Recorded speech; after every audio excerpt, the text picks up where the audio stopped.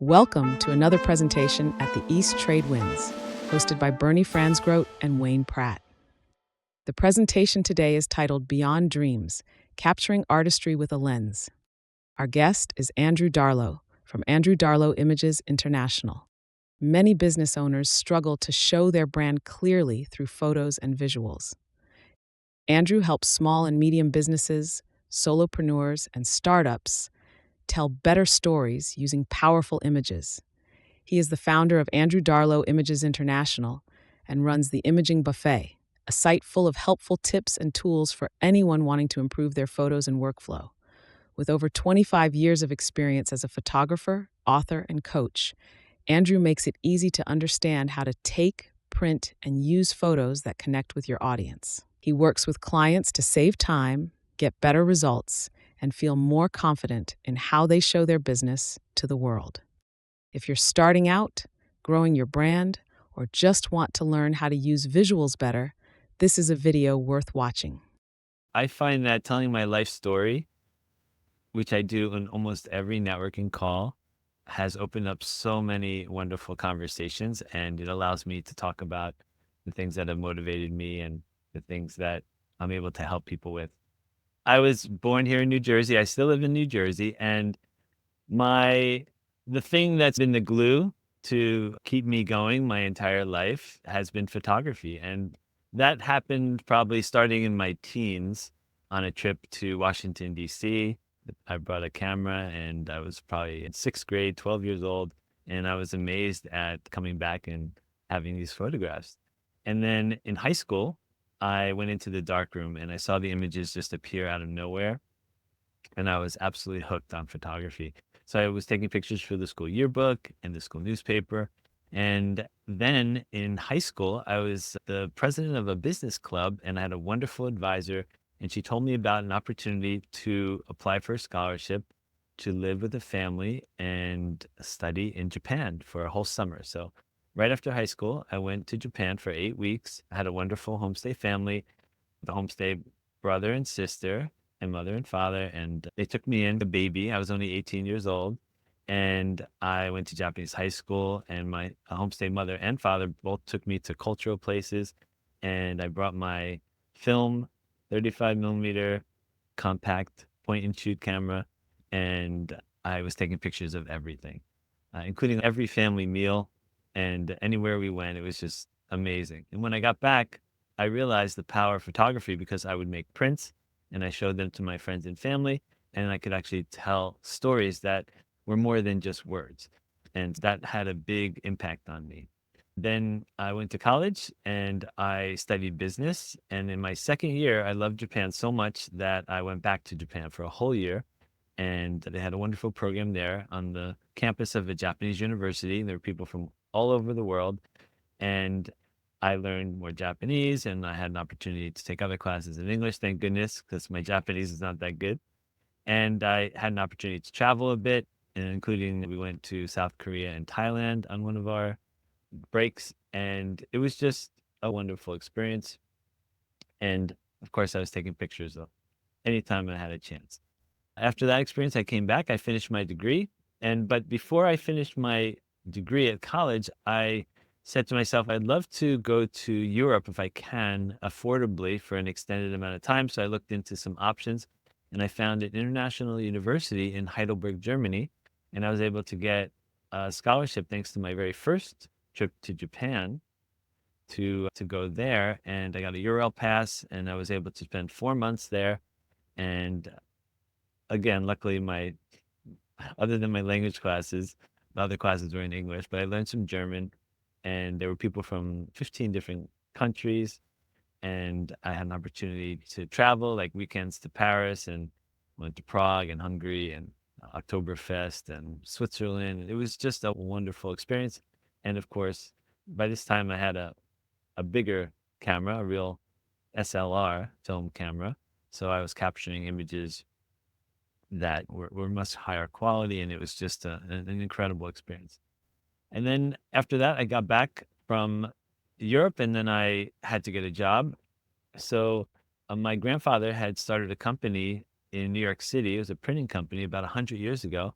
And I had worked there some summers, and I had an opportunity to kind of jump in there and work in the large format printing area. So they had these really big, like like almost 4 meter or 50-inch wide printing machines.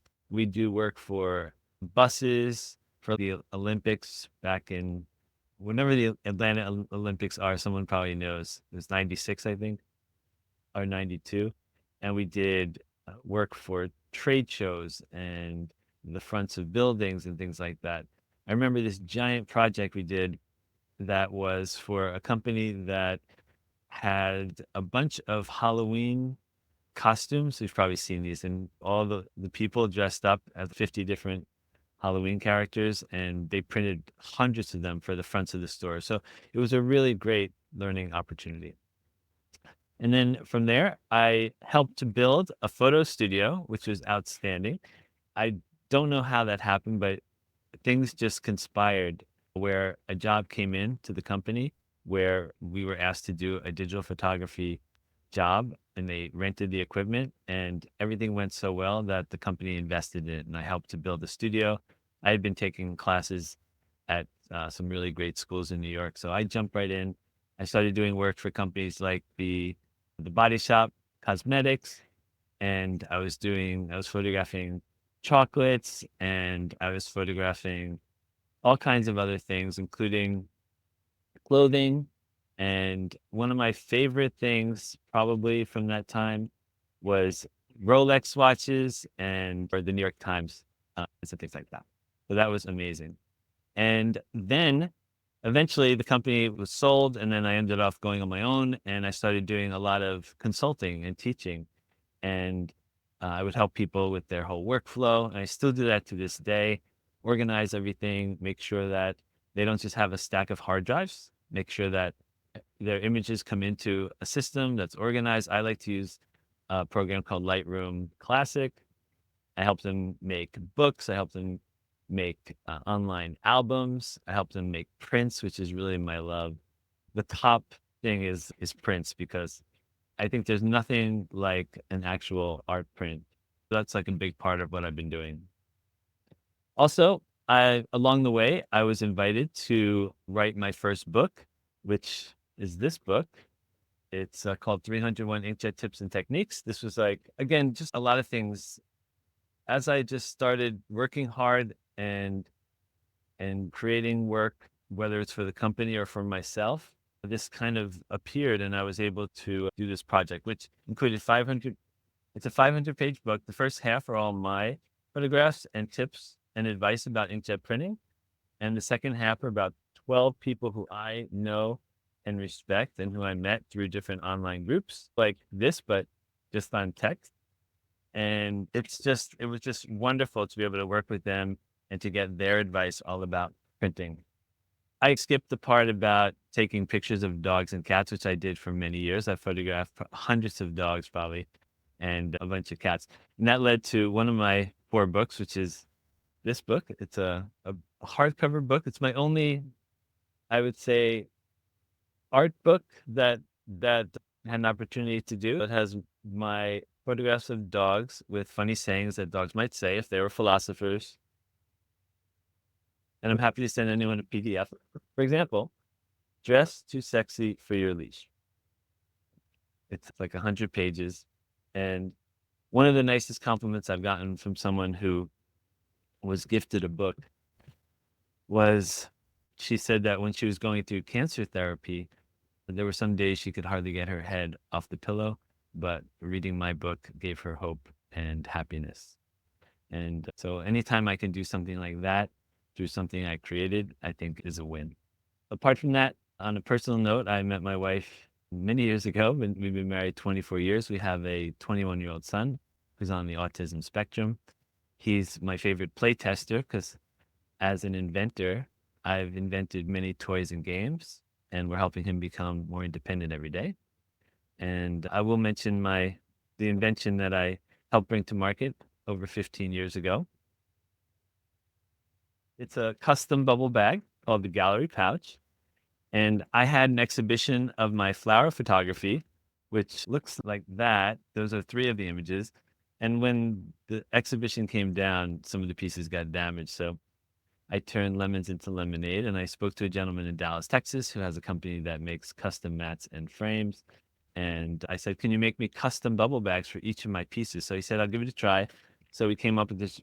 We found a company. They make this very heavyweight bubble material, and they're made in any size, from like the size of an iPad up to a large screen TV.